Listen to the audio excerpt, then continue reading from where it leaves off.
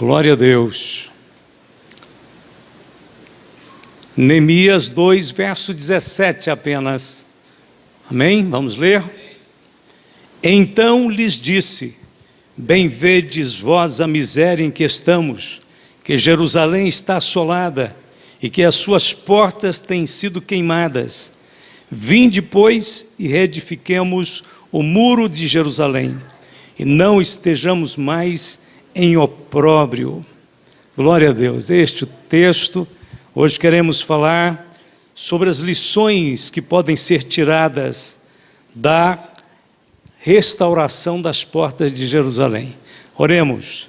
Querido Pai, em nome de Jesus, estamos, Senhor, rogando a Ti nesta hora, que abençoe-nos ao ouvir Tua palavra, estejamos com o coração pronto, Senhor, para entender, para ouvir e para ser edificado pela Tua presença. Abençoe a todos os nossos irmãos, oramos em nome de Jesus. Amém. Tendo chegado a Jerusalém, Neemias fez uma cuidadosa inspeção no estado das muralhas e portas e viu que estava tudo destruído. Um detalhe: Esdras já estava em Jerusalém. Antes de Esdras, já tinha havido aquela primeira caravana voltando da Pérsia para Jerusalém, comandada por Zorobabel. Então, nesse momento em que Neemias vai somar a esta empreitada de reconstruir a cidade santa do Senhor, Jerusalém, o templo já estava construído. O templo estava pronto. Mas Neemias, chegando em Jerusalém, e ele sabia por notícias que o estado de Jerusalém era o mais caótico, o mais desprezível possível. E então ele começa a fazer uma inspeção logo que chega, montando em seu cavalo e andando à noite ao redor de Jerusalém, nos locais aonde antes havia um muro e as portas de Jerusalém. E ele constata então que ali estava em total ruína. Neemias é um tipo do Espírito Santo e ele vem para nos ajudar. O seu trabalho do Espírito Santo é sempre de restaurar as áreas corrompidas da nossa personalidade, da nossa vontade, que muitas vezes foram danificadas pelo pecado. Então ele vem para reconstruir o que foi destruído pelo inimigo. É importante saber que os muros e as portas de Jerusalém não eram uma questão apenas de estética, não. Eram necessários.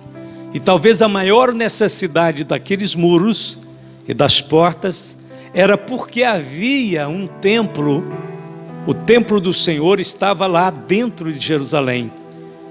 E não vai adiantar quase coisa alguma se reconstruir o templo e não protegê-lo. A comparação, a figura disto, é de um homem que é alcançado por Deus, é regenerado em seu espírito, é vivificado por Deus, nasce de novo, mas ele não permite que o Espírito Santo construa ao seu redor, na sua personalidade, na sua vontade, os muros e as portas. O santuário de Deus vai ficar desprotegido. E isso pode ser danoso, o inimigo pode profanar esse santuário. Então a reconstrução das muralhas de Jerusalém e a obra do Espírito Santo na vida do homem é mais ou menos semelhante. E ambas as figuras, tanto do tipo como do antítipo, são verdadeiras no que diz respeito à necessidade de haver proteção. Nosso espírito já foi regenerado, mas se você não tiver uma vida transformada, uma vontade fortalecida, uma convicção sedimentada, fundada na Bíblia, você poderá permitir que o santuário vivificado de Deus no seu espírito seja profanado pelo inimigo. Então, portas caídas falam de uma vontade inconstante, enfraquecida e que pode estar aberta para coisas que não pode entrar. Pode estar aberta para recepcionar coisas que não devem entrar. Então vamos destacar rapidamente, tentando fazer uma síntese das mais apurada possível, porque são muitas portas, cada uma tem um sentido e cada uma podia servir de tema para uma mensagem. Mas nós vamos fazer um resumo mais rápido possível para você ter uma noção de tudo que pode ser aplicado então em relação a essas portas. Vamos ver então que cada porta de Jerusalém representa um aspecto da nossa personalidade, né? Você está notando, a cidade de Jerusalém representa hoje o cristão. Nós somos o lugar onde o templo de Deus foi instalado. É ali em Jerusalém que estava o templo. O templo representa o santuário de Deus, a morada de Deus entre os homens. Hoje o nosso espírito é este santuário, a morada de Deus em nossa vida. E essas portas então são representativas. A primeira porta que foi restaurada foi a porta das ovelhas. Eu vou só citar os versículos, não vou ler, mas todas essas portas estão descritas no capítulo 3 de Neemias. A primeira porta que foi restaurada então foi a porta das ovelhas. Essa porta das ovelhas é mencionada no Evangelho de João, capítulo 5, verso 1, onde diz que perto da porta das ovelhas havia um tanque, ali o tanque de Betesda, falando que Jesus foi ali ao encontro daquelas pessoas doentes. Depois você pode dar uma olhada. Esta porta, chamada das ovelhas, era a porta por onde entravam os rebanhos, as ovelhas que seriam oferecidas em sacrifícios no templo. É por esta porta, de forma simbólica então, ela representa, é por ela, é através do sentido dessa porta que nós recebemos o Cordeiro de Deus que tira o pecado do mundo. Esta é a porta onde você encontra, você recebe Jesus, que é o nosso sacrifício perfeito, o sacrifício de Deus por nós. Mas não é só isto, por esta porta onde a gente encontra com Jesus como nosso Salvador, como nosso Cordeiro que tira o nosso pecado, também por ela e pelo exemplo de Cristo de submissão e obediência ao Pai, nós também aprendemos sobre a nossa entrega e a nossa submissão a Deus. Levantar a porta das ovelhas é assumir uma atitude, primeiro, só Jesus Cristo é o meu único e perfeito Salvador. Segundo, eu quero entregar como Ele entregou ao Pai a sua vontade, eu quero também entregar a Deus a minha vontade, o meu querer, a minha submissão. Cristo entregou a sua vida por nós, Ele nos comprou do mercado de escravos e agora nós pertencemos a Ele, sabendo que não foi com coisas corruptíveis como prata ou ouro que fostes resgatados da vossa vã maneira de viver, que por tradição recebeste dos vossos pais, mas com o precioso sangue de Cristo, como de um cordeiro imaculado e incontaminado.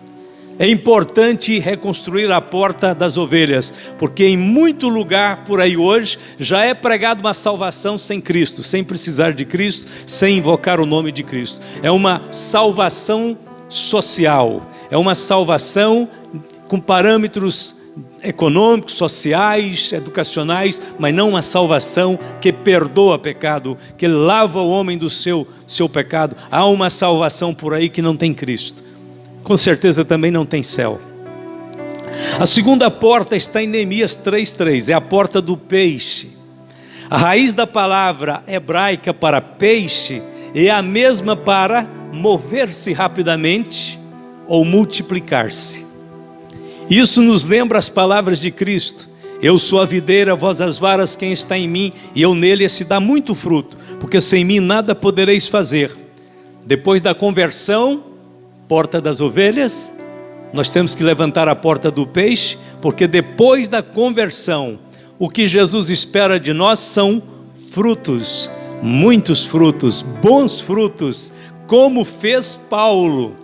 Paulo é um exemplo tremendo para nós de como uma pessoa se converte e começa logo a dar frutos.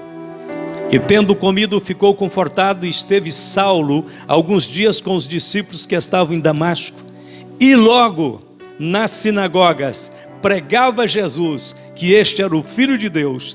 Todos os que o ouviam estavam atônitos e diziam: não é este que em Jerusalém perseguia os que invocavam este nome, e para isso veio aqui, para os levar presos aos principais dos sacerdotes? Saulo, porém, se esforçava muito mais e confundia os judeus que habitavam em Damasco, provando que aquele era o Cristo. Atos 9, 19 a 22.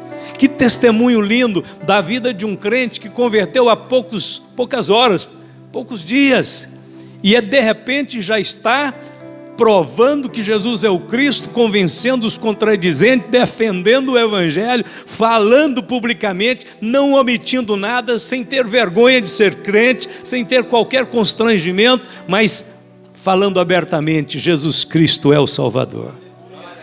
A porta do peixe significa que depois de salvo, você tem que se tornar um crente, uma crente cheia de frutos, que tem a alegria e o prazer de falar de Jesus, de convencer este mundo de que Jesus é o Salvador, é o Cristo, é o Filho de Deus, é o Senhor da glória.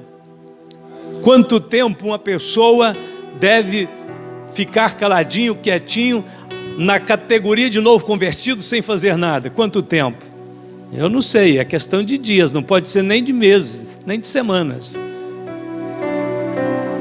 Nem de semanas. Eu não sei porquê, mas quando eu me converti, eu tinha muitos amigos no setor que eu morava, muitos mesmo, amigas e amigos. Eu tinha, de ambos os lados, eu tinha muitas amizades.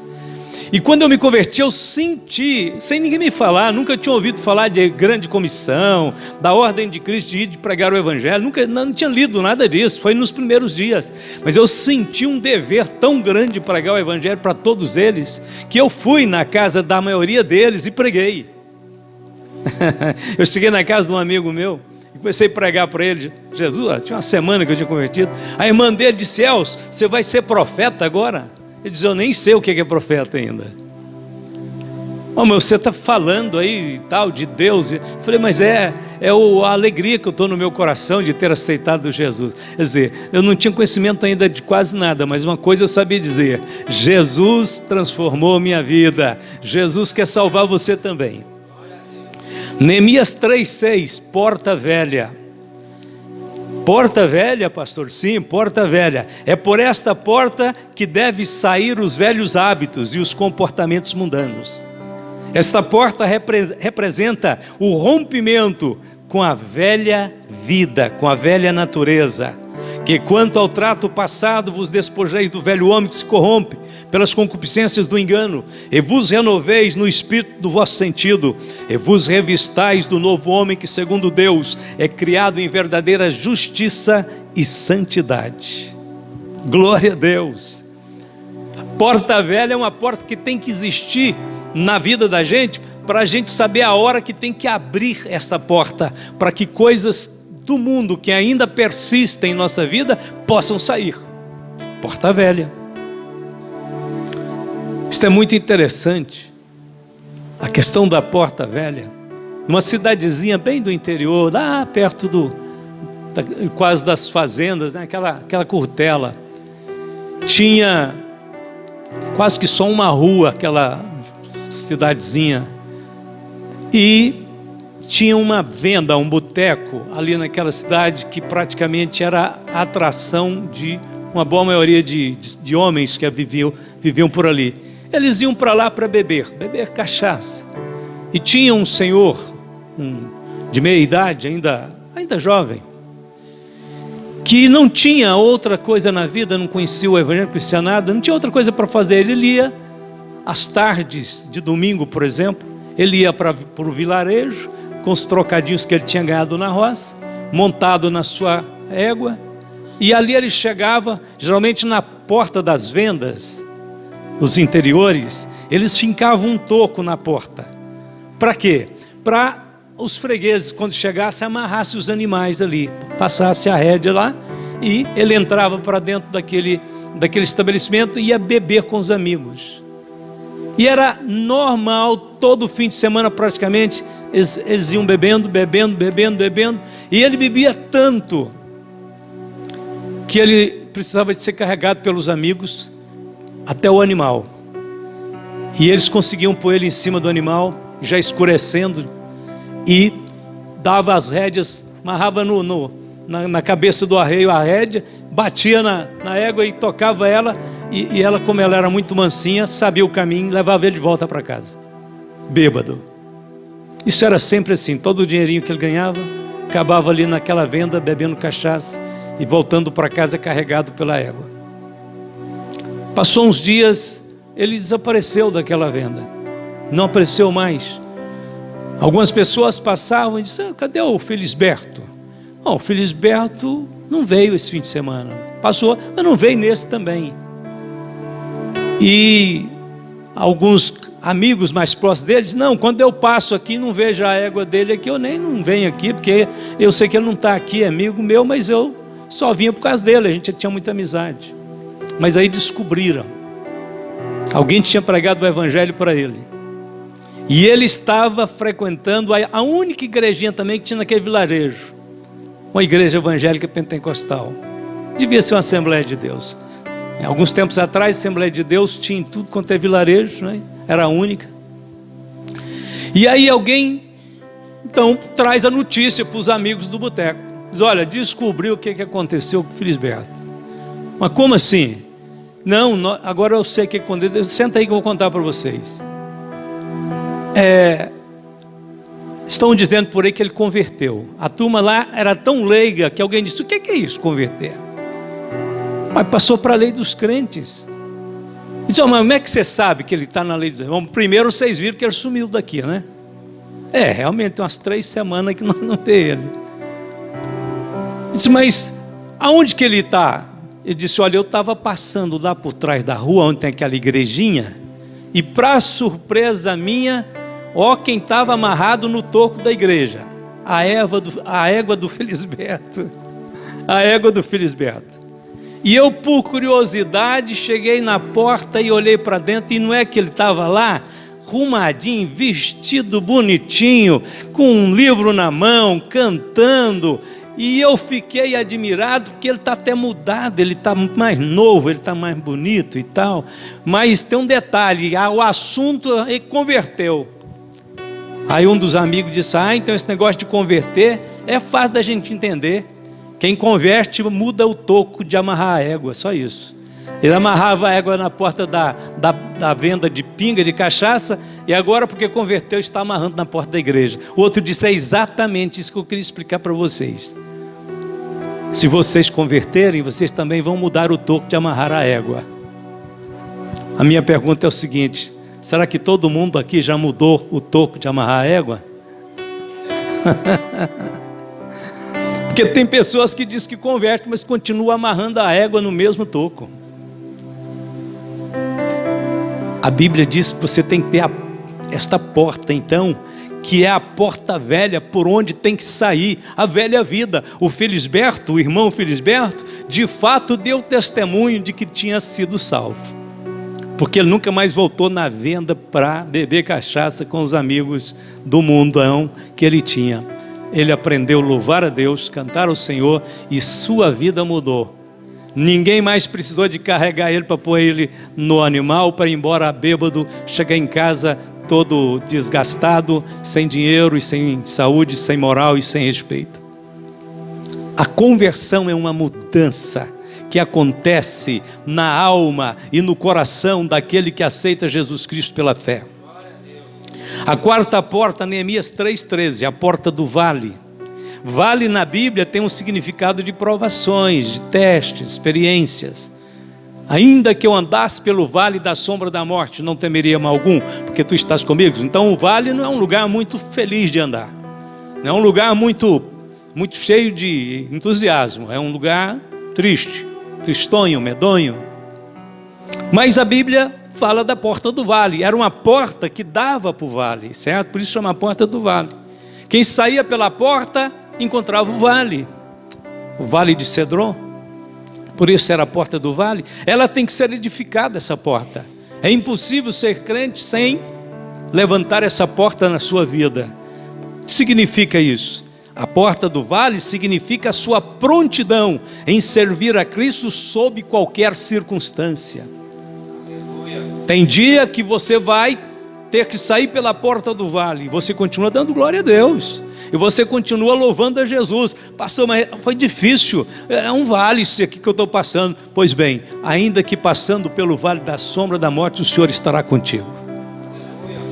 A porta do vale é a disposição em compartilhar não somente as bênçãos do Evangelho, mas também os sofrimentos de Cristo. Porque a vós vos foi concedido em relação a Cristo, não somente crer nele, como também padecer por ele. Filipenses 1:29. Esta é a porta das experiências que nos tornam idôneos para maiores tarefas. Se você quer crescer em Cristo, não escandalize, não desista e nem fuja daquele dia que você tiver que passar por um vale. Passe com a cabeça erguida como um filho de Deus, sofra as perseguições, os danos, mas não deixe de engrandecer a Deus, porque o seu louvor vai valer muito mais ainda nesse dia, porque você estará louvando a Deus lá do profundo da sua alma, e Jesus vai saber que Ele pode contar com você em qualquer circunstância. Número 5, Neemias 3,14, a porta do monturo. Também podemos entendê-la como a porta do lixo. Esta era a porta por onde todo o lixo de Jerusalém era lançado fora. Todo crente tem que estabelecer esta porta em sua vida para ficar livre do lixo deste mundo. Sem a gente querer, sem a gente buscar. Em pouco tempo que você tem que dar uma volta por este mundo, fazer uma viagem, pegar um ônibus, ficar numa sala de espera, entrar num banco, você vai acabar pegando um pouquinho da poeira deste mundo. Algumas vezes pega lixo mesmo, grosso. E aí você tem que ter uma maneira de escape para você mandar isso embora. A porta do lixo é exatamente uma capacitação que Deus vai te dar para você não preservar o que não é de Deus na sua vida. Lixo é lixo. O diabo tem usado com muita eficiência os meios de comunicação para invadir a mente das pessoas. Então há um lixo aí nos meios de comunicação, o lixo da imoralidade, da sensualidade, das palavras indecentes, das filosofias mundanas. Porém a Bíblia diz o seguinte: a graça de Deus se ha manifestado, trazendo salvação a todos os homens, ensinando-nos que, renunciando à impiedade e às concupiscências mundanas, vivamos neste presente século sóbria, justa e piamente, aguardando a bem-aventurada esperança e o aparecimento da glória do grande Deus e nosso Senhor Jesus Cristo. Renunciando às impiedades. Esta é a porta por onde tem que sair o lixo. Vai chegar um momento em que você vai pedir: Senhor, me abençoe minha mente, meu coração, me abençoe meus pensamentos, imaginações, Senhor, para que esse lixo do mundo não permaneça na minha vida, ele seja lançado fora. Neemias 3,15, a porta da fonte. Fonte fala da exuberância do poder do Espírito Santo. O Espírito Santo, ele tem a capacitação, a criatividade de dar poder para os crentes, a fim de que os crentes possam vencer o pecado, as impurezas e viver uma vida plena em Deus. Exuberância, força, vitalidade. Um crente cheio do Espírito Santo não vai ficar choramingando por aí afora. Ele vai sofrer, mas ele vai se levantar rapidamente e vai dar glória a Deus, porque há um poder dinâmico dentro dele. A própria palavra recebereis poder, dínamos, é de onde vem a palavra dinâmica, e é onde vem a palavra dinamite, Então é um poder explosivo, poderoso, grandioso, explosivo no sentido positivo, que é explosão de alegria, explosão de vida, explosão de autoridade. Então a porta que nós mencionamos da fonte aponta para este poder, poder que é uma verdadeira fonte para as nossas vidas. A Bíblia diz: naquele dia haverá uma fonte aberta para a casa de Davi e para os habitantes de Jerusalém, contra o pecado e contra a impureza. Acima de tudo, o poder do Espírito Santo nos preserva, nos guarda do pecado e da impureza. Jesus já edificou essa porta para nós. É só nós tomarmos ela para a nossa vida. Jesus disse: se alguém tem sede, venha a mim e beba. Quem crer em mim, como diz a Escritura, do seu interior fluirão rios de água viva. Amém? Glória a Deus. Há rios de água viva para você em Cristo Jesus.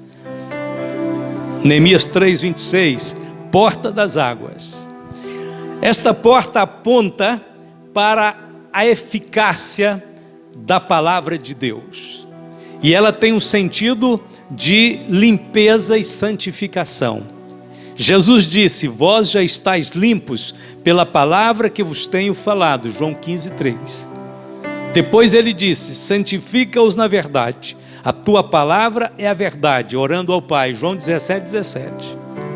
Então devemos edificar a porta das águas, assumindo uma nova atitude de amor, de compromisso, de convivência com a palavra de Deus, porque a palavra de Deus é esta fonte purificadora, santificadora para a nossa vida. Irmão, não tem algo mais adequado para santificar a vida. São dois agentes, são dois elementos, dois agentes de Deus para a santificação muito importantes. Três na realidade. Primeiro é o sangue, porque ele é o agente fundamental, né? Por ele que nossos pecados são apagados. Mas depois do sangue temos a palavra, aí é a palavra, e depois o Espírito Santo. O Espírito Santo trabalha através da palavra. A palavra é como um rio que vai correndo, e o Espírito Santo vem nos lavando, nos ensaboando e nos tirando as impurezas pela palavra. Ele usa a palavra como detergente, como elemento purificador. A palavra de Deus nos convence, nos muda a nossa opinião, altera nosso ponto de vista quando estamos errados, às vezes com relação ao mundo, ao pecado. Então a palavra vem e faz você ver a coisa de forma correta, direita, reta, e ela te dá também virtude e inspiração para viver a nova vida em Cristo. Aleluia. Neemias 3:28. Porta dos cavalos. Era por essa porta que as caravanas entravam e saíam de Jerusalém. É chamada a porta também dos fardos. Por quê? Porque todas as caravanas que vinham com cavalos carregando fardos. Pesados fardos, às vezes de longas viagens, às vezes eram caravanas de comerciantes, às vezes eram caravanas de famílias. Então esta porta era específica, era designada para a entrada de caravanas e de cavalos, era feita própria para isto, principalmente para descarregar os fardos que eram trazidos. Qual o sentido disso? Olha, nós vivemos num tempo de muitas pressões, de muitos fardos, pressões psicológicas, distúrbios mentais. As pessoas não sabem o que fazer com estes fardos emocionais que as afligem. Então a pergunta nossa é essa: então o que fazer, pastor? Jesus explicou o que fazer. Tomai sobre vós o meu jugo e aprendei de mim, que sou manso e humilde de coração, e achareis descanso para a vossa alma, porque o meu jugo é suave e o meu fardo é leve. É por esta porta que nós trocamos o fardo do pecado, o fardo das nossas preocupações e aflições, pelo fardo leve de Jesus. É aqui que você descarrega a sua carga. Esta porta de fato representa Cristo, é o lugar onde o fardo é depositado, onde a viagem termina, aonde deixamos tudo o que nós estamos carregando. A Bíblia diz: lançando sobre ele toda a vossa ansiedade, porque ele tem cuidado de vós. Neemias 3:29, porta oriental. A porta oriental hoje está lacrada, fechada. Um dos líderes árabes que governaram em épocas passadas, dos otomanos, Jerusalém, lá pelo ano 700, 800, até o ano 1000 mais ou menos, houve uma dominação turca, otomana, uma espécie de império mesmo, um império otomano, que dominou a Palestina, a cidade de Jerusalém, toda aquela região. E um desses líderes, ele tem um nome específico, me esqueço agora. Suleiman, acho que era o nome dele que fez isso. Mas o que ele era? Ele era um líder. Tem o nome do líder. Era esse mesmo, Suleiman. Ele ficou sabendo que a porta, nas tradições judaicas, era o lugar por onde o Messias ia entrar. E é claro, o Messias viesse e ia tomar o reino dele. Então ele mandou fechar a porta. Mandou fechar a porta e depois, para ficar mais difícil ainda, mandou fazer um cemitério lado de fora dos muros de Jerusalém, mandou fazer um cemitério no rumo da porta, porque os judeus não têm contato com defuntos, não anda em cemitério, não fica mexendo em túmulos, essas coisas. Então ele disse: já que o Messias é santo, é puro, então ele não vai passar por aqui, para dentro de um cemitério. E a porta está lacrada também. Porque na tradição judaica, quando Jesus entrou em Jerusalém, na entrada triunfal dele, no final do ministério dele, crê-se que ele entrou por esta porta, lá no primeiro século. Aí estou falando muito antes de Suleiman. E ele tinha que entrar pela porta para cumprir a profecia de Zacarias 9:9, que diz: alegra-te muito, ó filha de Sião, exulta, ó filha de Jerusalém, eis que o teu rei virá a ti, justo e salvador, pobre e montado sobre um jumentinho. Então, esta entrada triunfal de Jesus, ele declarou publicamente que era o Messias. E foi recebido por uma multidão, mas as autoridades judaicas rejeitaram definitivamente a manifestação daquele dia. Não aceitaram. Quando Jesus entrou em Jerusalém montado naquele jumentinho, ele estava dizendo: eu sou o rei, enviado por Deus para reinar neste lugar. Mas as autoridades não aceitaram. Jesus entrou e foi direto para o templo. Por que ele não foi para um palácio? Por que ele não foi tomar o trono de Pilatos, né, que reinava ali em Jerusalém? Por que ele não foi reivindicar o governo? Não, porque o reinado dele era espiritual. Ele foi para o templo. E lá no templo ele fez a purificação do templo, pregou, confrontou com fariseus, com escribas, e depois ele volta. Mas ele cumpriu a profecia. Então a tradição judaica acredita-se que de fato, quando o Messias vier, agora nós estamos falando da segunda vinda, ele deverá entrar pela porta oriental. Ezequiel teve visões com essa porta oriental e viu quando a glória de Deus sai de Jerusalém pela porta oriental. Depois, lá na frente, Deus mostra para Ezequiel a glória dele voltando e vindo do Monte das Oliveiras e passando pela porta oriental e entrando no templo novamente. Interessante que a Bíblia diz: quando Jesus descer do céu, ele vai pisar primeiro no Monte das Oliveiras, depois ele vai entrar em Jerusalém. Com certeza deve ser mesmo pela porta oriental. Porta oriental, resumindo, o que ela significa? Por enquanto ela está fechada, lacrada, mas ela significa que nós devemos estar prontos, preparados para receber o Rei dos Reis e Senhor dos Senhores que está voltando. O Rei está voltando e ele vai descer em Jerusalém com sua glória. Claro, nós não estamos falando aqui do arrebatamento, mas estamos falando da vinda dele em glória. Nós não sabemos o dia e nem a hora do arrebatamento. Contudo, nós precisamos estar preparados. Nós temos que estar prontos. A porta oriental nos lembra que ele virá. Virá tanto na primeira etapa de invisível para buscar a igreja, como na segunda, visível para todas as nações verem ele. De qualquer forma, a mensagem da porta oriental é o seguinte: o rei está voltando. E para isto temos que então estar preparado. Levantar a porta oriental é levantar dentro do seu coração a esperança de que ele vai voltar. De que ele pode voltar a qualquer momento, de que o arrebatamento pode acontecer a qualquer hora e depois a sua vinda em glória vai manifestar-se para todo mundo. E agora, filhinhos, permanecei nele, para que quando ele se manifestar, tenhamos confiança e não sejamos confundidos. Eu estava dando uma olhada, a palavra confundidos também foi traduzido por envergonhar, ser envergonhado. Ou seja, se uma pessoa não estiver andando com Jesus, a vinda dele, que é motivo de alegria para o fiel, será motivo de vergonha e confusão para o infiel.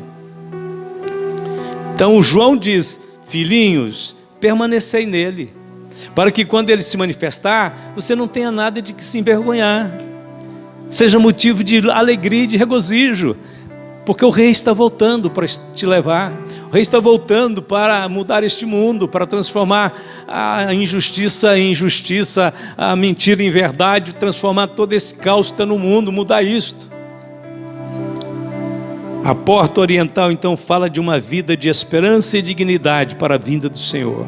Neemias 3:31, porta da guarda. Essa é a porta da vigilância, está muito ligada com a porta oriental, né? Jesus disse: eis que venho sem demora, guarda o que tens, para que ninguém tome a tua coroa. O que nós devemos guardar, irmão? Você já pensou? A Bíblia diz: guarda o que tens. Então nós temos algo. Pedro diz para o paralítico da porta formosa: o que eu tenho, isso te dou. Em nome de Jesus, levanta e anda. Nós temos. O Senhor tem nos dado algumas coisas muito preciosas, coisas que mudam a eternidade, coisas que alteram o destino, coisas que realmente fazem uma grande diferença na nossa vida. Eu não tive um grande tempo, porque é tantos pensamentos de uma vez, mas eu enumerei algumas coisinhas que são coisas que Deus nos deu e tem que ser guardado, muito bem guardado. A primeira coisa, a fé que uma vez foi dada aos santos. Judas, verso 3, tive por necessidade em estar com vocês para que batalhem, para que guardem, para que protejam a fé que uma vez foi dada aos santos. Deus nos deu a fé, esta fé que fez com que nós entendêssemos o plano da salvação, enxergássemos a realidade espiritual, entendêssemos que há uma promessa gloriosa de Deus para os seus filhos e nos ajudasse a seguir Jesus. Esta fé nós temos que guardá-la. Guarda a sua fé, ela foi dada por Deus para você, é o que você tem e que faz toda a diferença. Segundo, guarda o seu coração, porque dele procedem as saídas da vida, Provérbios 4:23. Terceiro, guarda a palavra do Senhor. Jesus disse: em verdade vos digo que se alguém guardar a minha palavra, nunca verá a morte. E Jesus disse também: se alguém me ama, guardará a minha palavra, e meu Pai o amará, e viremos para ele, e faremos nele morada. Guarda a fé, guarda o seu coração, e guarde a palavra do Senhor. Jeremias 37:13 é uma porta que não é mencionada no livro de Neemias, mas ela existe. Fala da porta de Benjamim. Hoje o primeiro-ministro de Israel chama Benjamim. Benjamim foi o filho mais novo de Jacó. Sua mãe Raquel morreu no parto. Portanto, Benjamim não conheceu sua mãe. Quando ele já era um garotinho, e deve ter perguntado, porque viu que tinha outras crianças que tinham mãe, ele deve ter perguntado: cadê minha mãe? Jacó, irmãos, sabendo que com a morte de Raquel, aliás, era sua esposa amada, querida, aquela que ele mais sonhou e lutou e trabalhou para tê-la como esposa, Raquel, né? Aquela, você lembra a história, quando ela estava dando à luz, aquela criança ia nascendo, Raquel ainda com um suspiro, uma voz fraquinha disse: Benoni, Benoni. Que é isso, Benoni? É o filho da minha aflição. E ela morre. Mas Jacó toma o menino nos braços, aquela criancinha, vendo a sua amada ali desfalecida, certamente com profundo dor no coração, ele abraçou a criancinha e disse: não, Benoni, Benjamim. Benjamim. O que significa isso? Eu creio que Jacó deve ter pensado a vida dele inteira, desde o tempo em que ele saiu da casa do seu pai correndo desesperadamente para fugir da ira do seu irmão, e foi para morar na casa do seu tio Labão, encontrou Raquel, conheceu aquela moça que para ele era a mais linda do mundo, que mais ele amava e que custou para ele muito serviço, muito sacrifício, e depois a sua convivência com ela e os filhos que vieram e tal, e foi pensando em tudo, e ele chegou a uma conclusão: agora está aqui o meu último filhinho com Raquel, é órfão de mãe. A mamãe dele morreu, e abraçado com o menino, ele disse: mas ele será o filho da minha comunhão, o filho da mão direita do pai. Em outras palavras, eu vou ser pai e vou ser mãe para ele. O Benjamim era tudo para Jacó. Tem que levantar essa porta na vida, viu, irmãos? A porta da comunhão. A porta da comunhão aqui tem a ver com a nossa comunhão com Deus e com os nossos irmãos.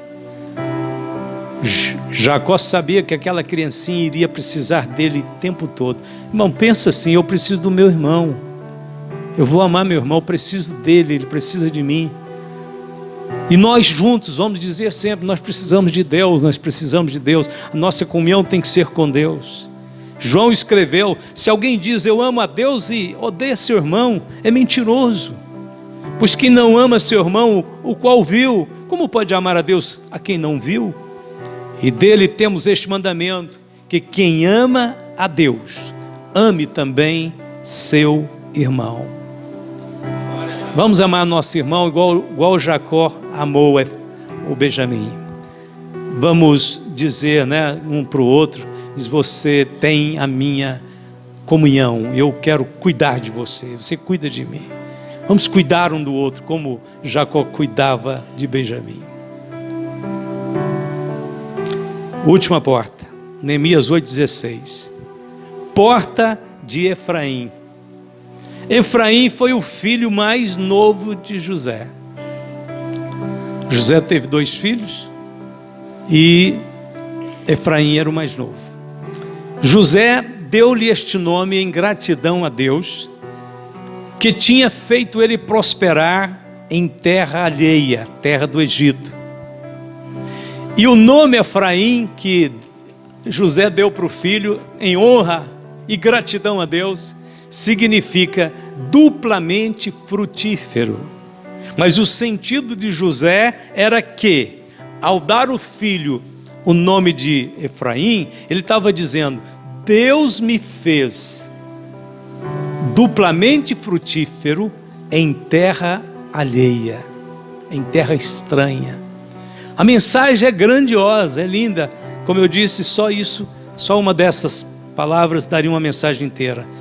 O significado é que não importa, José está dizendo isso, não importa aonde você está, em qual cidade, está fora da sua terra, está trabalhando no outro estado, está indo para outro país, ou está já num outro país, não importa, se você está como José estava, confiando em Deus, aonde você estiver, Deus te fará duplamente frutífero. A mensagem que José está passando aqui é esta: não importa, eu fui vendido como escravo, meus irmãos me odiaram, meu pai me teve por morto por longos anos, eu fiquei em terra estranha, eu estou servindo neste país já como escravo, como injustiçado, como caluniado de muitas formas, como preso, de todas as formas, mas agora eu estou duplamente abençoado por Deus. Eu sou vice-rei do Egito e deste mundo da época, porque o Egito era o centro do mundo naquela época, e todo mundo dependia do Egito por causa da administração de José. Duplamente frutífero. A porta de Efraim então nos diz que nós podemos ser abençoados quando estamos com Deus, quando estamos na obediência de Deus, em qualquer lugar, sob qualquer circunstância, passe o que passar. As pessoas interpretem como quiser a sua vida e a minha. Se nós estamos com Deus e na fidelidade dEle, Ele vai nos fazer prosperar. Terminando, os muros foram construídos, as portas foram restauradas. Agora nós estamos protegidos e firmados em Deus. A vida cristã continua crescente. Não terminou a tarefa e não pode cruzar os braços ainda não, mas nós chegamos num patamar de grande vitória. Quando os muros cerraram-se, em 52 dias, Neemias teve um feito milagroso de restaurar tudo. Eles não pararam. Se você continuar vendo a história, aí tem a restauração da palavra, a leitura da Bíblia, pregação, ensino. Então a vida cristã é crescente, contínua e crescente. Cada dia é um novo dia, cada dia é um desafio, cada dia é uma nova conquista. Não podemos parar depois de uma vitória. Escute, é arriscado repousar nas vitórias do passado, viu? Ao invés da gente ficar parando para ficar comemorando demais vitórias do passado, é melhor fazer um planejamento novo para o futuro e continuar perseguindo o alvo. Para cada etapa, um novo posicionamento é exigido de cada um de nós. Mais vigilância, mais empenho espiritual, mais determinação, mais entusiasmo. Não para, continua. É uma etapa vencida e uma conquista a mais que vem pela frente. Recarregue as suas energias em Deus e vá em frente. Glória a Deus. O Senhor te abençoará em cada etapa da sua vida cristã. Deus reserva uma experiência nova para você. Amém? Glória a Deus. Hoje eu estava lembrando, vamos terminar, vendo se a gente lembra junto aqui um corinho. Aproveitar que a irmã Joyce está ali. Eu acho que é Mi maior. Vamos cantar, vamos ensinar ele para vocês, que você é muito novo esse corinho. Vocês nunca ouviram cantar, então vocês não sabem. É bem simples. Vamos lá. Eu tenho gozo, gozo, gozo, gozo no meu coração. No meu coração, no meu coração, eu tenho gozo, gozo, gozo, gozo no meu coração. Glória a Jesus, eu tenho paz, paz, paz, paz no meu coração. No meu coração, no meu coração, eu tenho paz, paz, paz, paz no meu coração. Glória a Jesus, eu tenho alegria no meu coração. No meu coração, no meu coração, eu tenho alegria no meu coração. Glória a Jesus, eu tenho gozo, paz e alegria no meu coração. No meu coração, no meu coração, eu tenho gozo, paz e alegria no meu coração. Glória a Jesus. Olha, eu não posso gastar muito o meu talento musical, então eu vou parar por aqui, certo? Agora não perca a próxima edição. Eu vou trazer um cântico mais moderno, um pouquinho mais novo, e vocês participam comigo novamente. Mas deu para aprender? Se eu puxar esse corinho qualquer hora do culto, vocês seguem atrás comigo? Não me deixa sozinho no chapado, não. Deus abençoe todos os irmãos.